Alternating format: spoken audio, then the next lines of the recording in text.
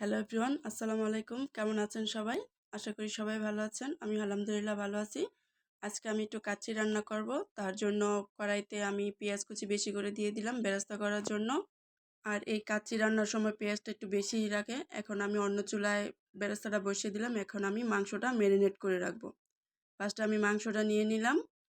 তারপর এখানে আদা রসুন পেস্ট দিয়ে দিব।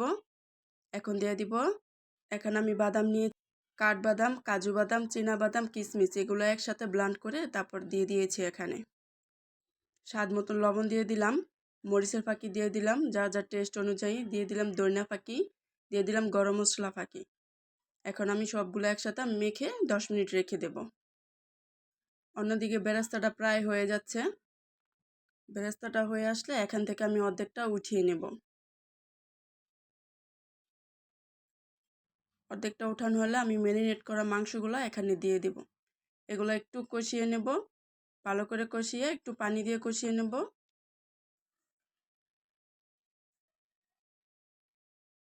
এখন আমি ঢাকনা দিয়ে ঢেকে দেব।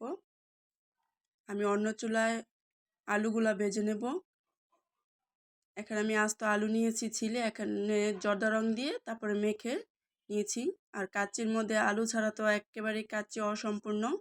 কাচ্চির আলুটা খেতে খুবই টেস্ট হয়, তাই আমি আলুগুলো একটু বেশি নিয়েছি। আপনারা যার যার পরিমাণ মতো নিয়ে নেবেন।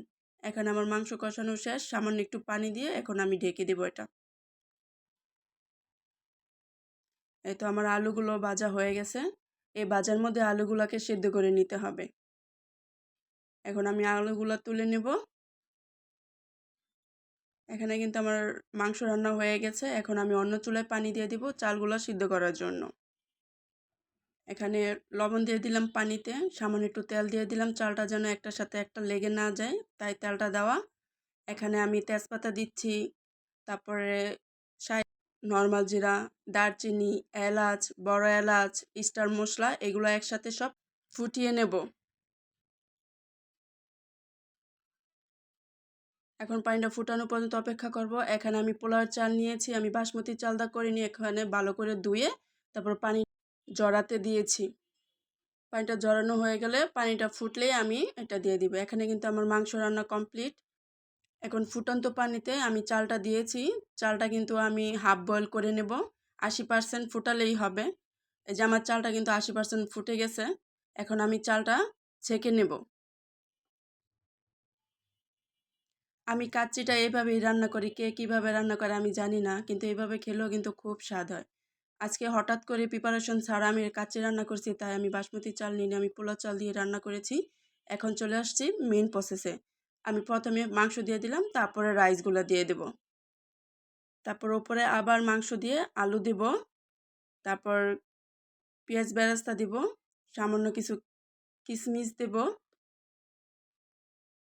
এখন উপরে আবার রাইস দিয়ে দেব, তারপর আবার পেঁয়াজ বেরেস্তা, কিশমিশ, আলু বোখরা, সামান্য কিছু কাঁচামরিচ,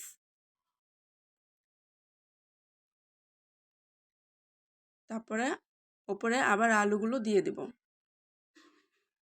এখন এটার উপরে সামান্য একটু কেওড়া জল ছিটিয়ে নেব। তারপরে এখানে আমি জাফরান দিয়ে দুধ দিয়ে ভিজিয়ে রেখেছিলাম, এখানে জাফরান আর দুধটা দিয়ে দেব। এখন ডেকে দেব, আমি 1 ঘন্টা পরে আসব।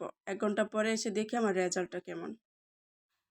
তো 1 ঘন্টা পরে আসছি, এই যে দেখেন, মাশাল্লাহ অনেক সুন্দর হয়েছে কাচ্চিটা। আজকের কাচ্চিটা কিন্তু খুবই মজা হয়েছে। তো আজকের ভিডিওটা এই পর্যন্তই। সবাই ভালো থাকবেন, সুস্থ থাকবেন। আল্লাহ হাফেজ।